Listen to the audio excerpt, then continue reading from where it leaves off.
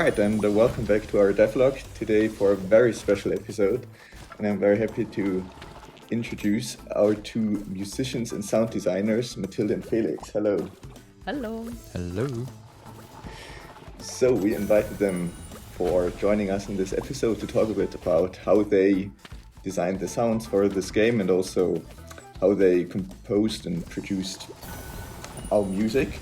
And we will try to play some games in the some levels in the background, and we'll see how that goes with talking and playing at the same time. So first of all, I think we started working together in, when was it? Spring of this year? February, I think. Like shortly before the pandemic. Oh yes. Perfect timing. Well, we haven't made it yet to Hamburg. But, that's right. Maybe next year we have a chance. And we found you actually because we knew the guys who made Unrailed, and you produced the music and the sounds, I believe, also Yep. for Unrailed. And we must say we're big fans of the soundtrack of Unrailed. And Thank when you. when we sat down with them, well, they of course recommended working with you, and so we contacted you. And was Unrailed actually the first project you two did together? It's a good question, actually. I think it was the first big and longer project we made together. But yeah, we made some music tracks together before we started working on Unrailed. Yeah, we actually studied the same thing back in Trossingen at the music high school. It's a little city in the nothingness of the Black Forest. It's a farm in Black Forest. Yeah, but then in university, of course, we also already had some projects that we did together, but not actually game projects. Like short films or documentaries, stuff like that. And then, of course, we both lived in Hamburg, and that was the perfect opportunity to do this together, especially since they were looking for a composer and sound designer.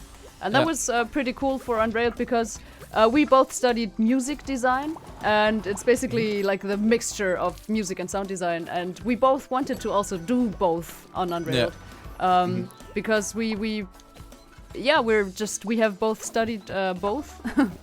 And we enjoy both, so we decided, okay, let's find a way to really make this score a co-op score as well, to like really compose together. And we found a way where we can like easily share our projects back and forth, and really every track has a bit of both of our souls in it. So that's pretty cool.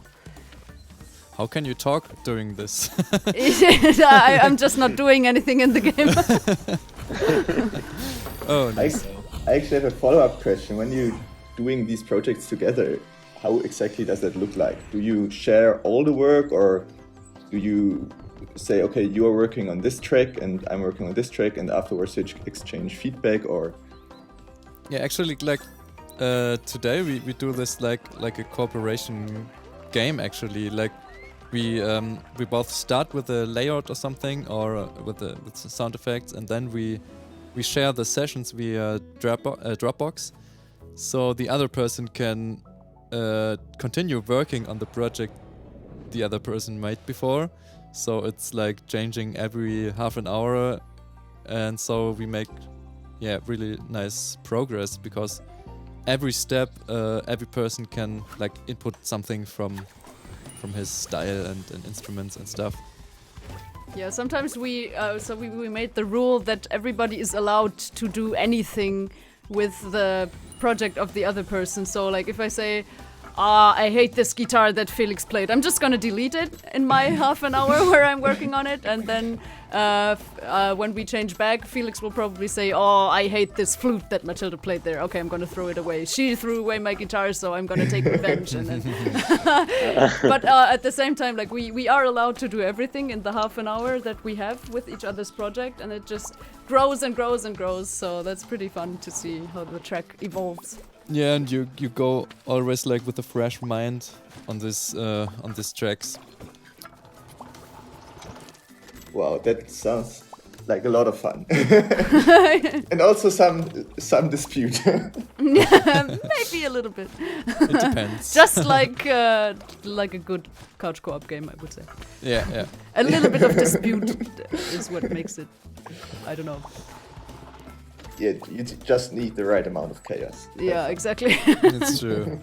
To organize things, we have most of the time like this sound list we also shared with you, where all the sounds are in one list and named, and you can see the progress, like if it's to do or is it in progress or is it done. And if you want to add new stuff, like you play the game, you notice, oh, there's missing a sound, then you can add it on the list first, so everyone sees it in the team, and then we can decide who of us will start with the sound effect.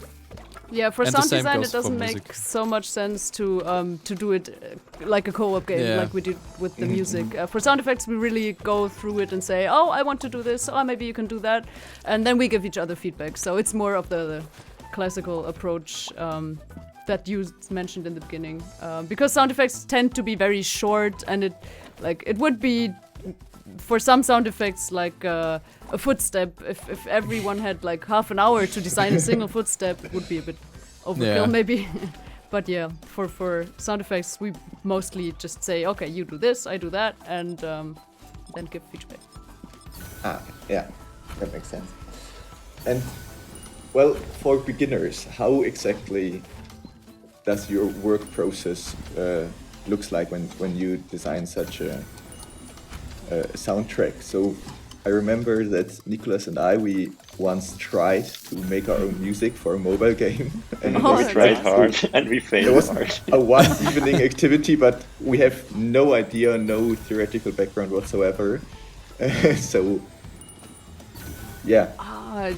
That's a good question. I mean, back when I was applying for university, I used like notation software, and I really like wrote notes because I thought that's what you have to do to compose. But then in university, I basically discovered that there's like another way to do it, like with the help of the so-called digital audio workstations, like sequencers.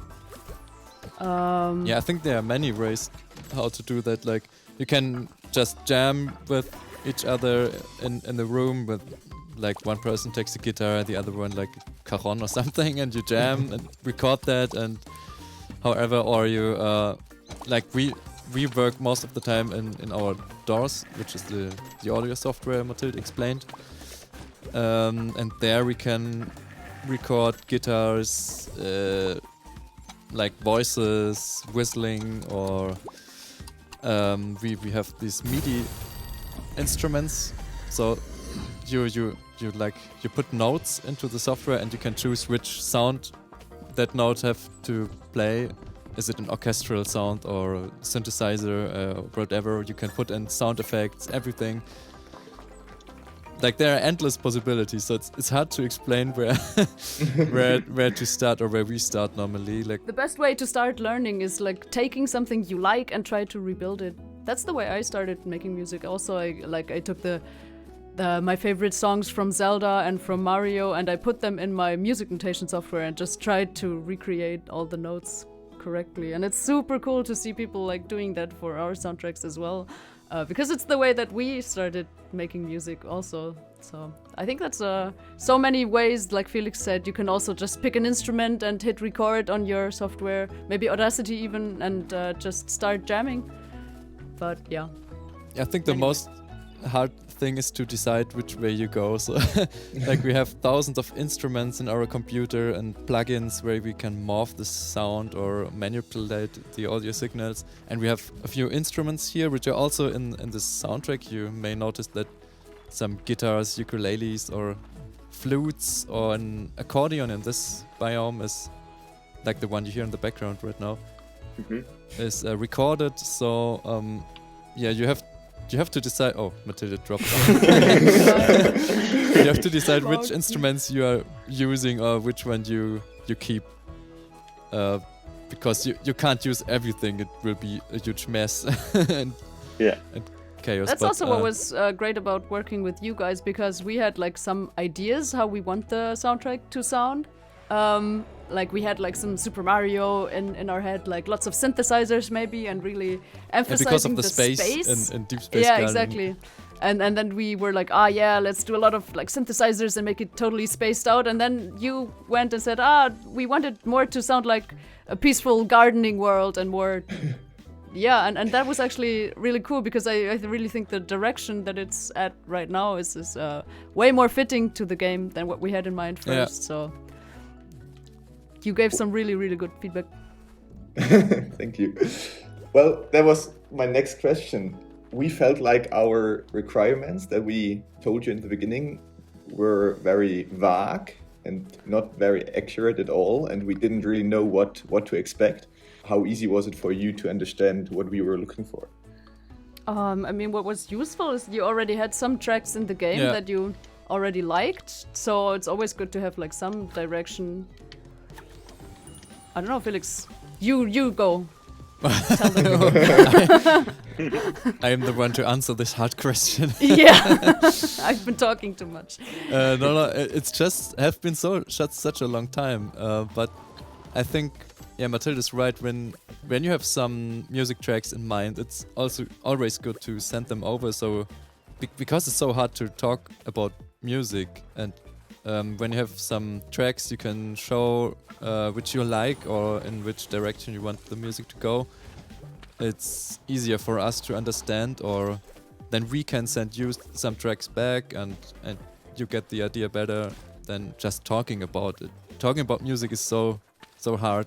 Also, it was good you had this prototype very early, so we had a look for the game and had this. Yeah, that's right. That's one of the first things we did, right? We just played the game together. Yeah, that was perfect. Yeah, I think. Also, one thing you can hear in this track, I will tell you when it's at that part, but you sent us over some a Mario Kart reference where you said, we really like the feeling of this. And then we were like, okay, we know exactly what to do. So it's always good to have like the right reference. But also I think it was really cool. We sent you, after you told us like the basic style that you wanted to do, we made 4 layouts that went in like a little bit different directions, and you picked a favorite. But you also told us what you liked about the other layouts, so we knew, okay, we take a little bit of that ingredient and a little bit of the other. So that was really helpful as well, like slowly putting together what is the world of this game, what is the overall sound supposed to be, what parts do you like. We basically Frankensteined together the style out of the layouts that we prepared after hearing everything you wanted to tell us about the style, and now we're here. Yeah, speaking of the results, that's a question for everybody actually. What is your favorite soundtrack of these tracks you composed for DSG? Or what part do you like best? I like this track the most because it's the newest one. I always think it's getting better and better and better with every track somehow. Also because we like know more and more what is like the style of this game. So I think every track that we made was a little bit more and more fitting the Deep Space Gardening world.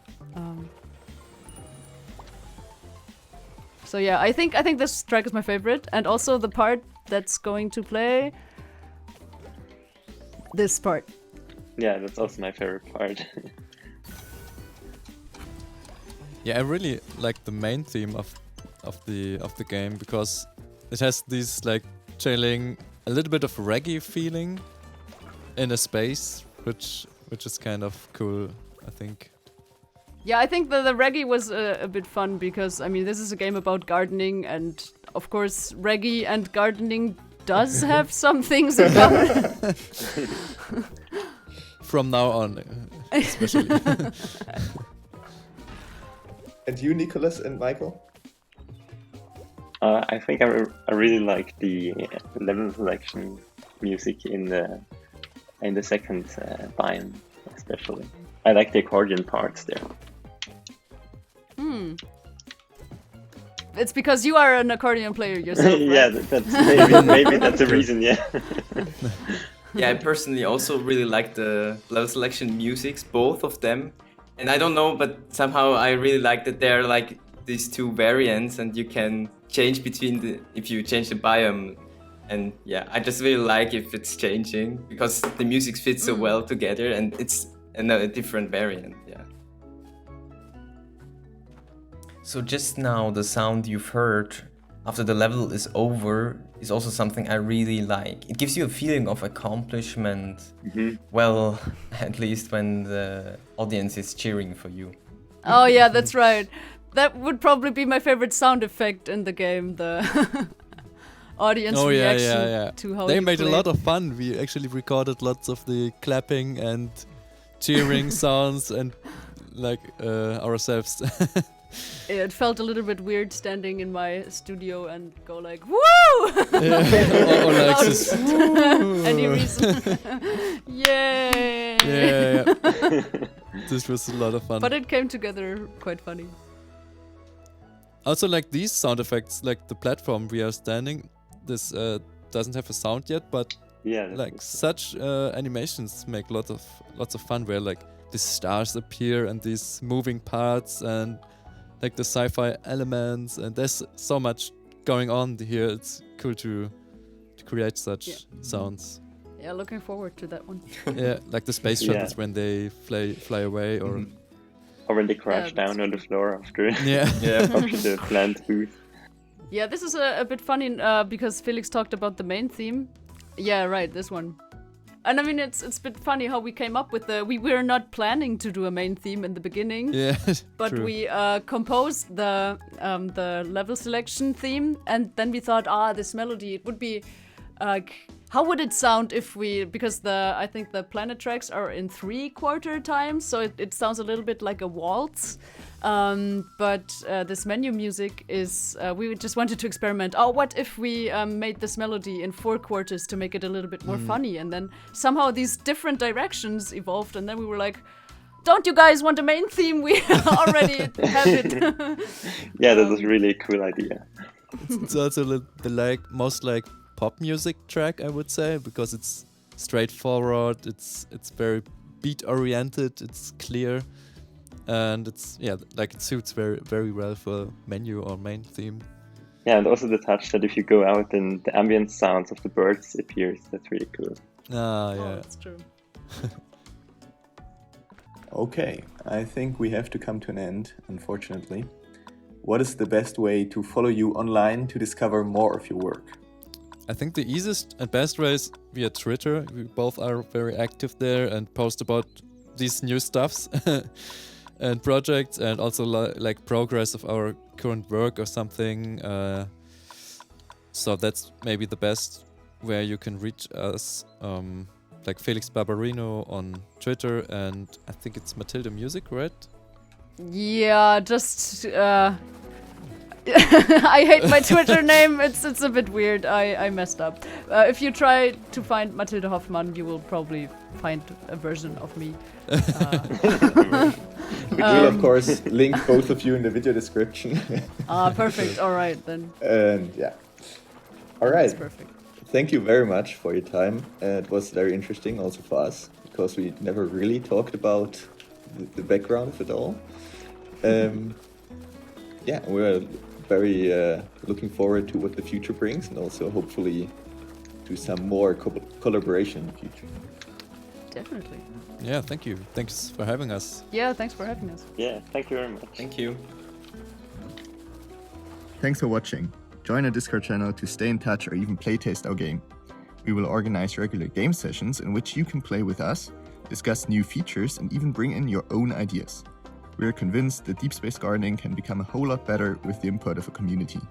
So, we invite you to participate in our development process with your feedback. Also, if you want to support us, please subscribe to our channel and share this video with your friends.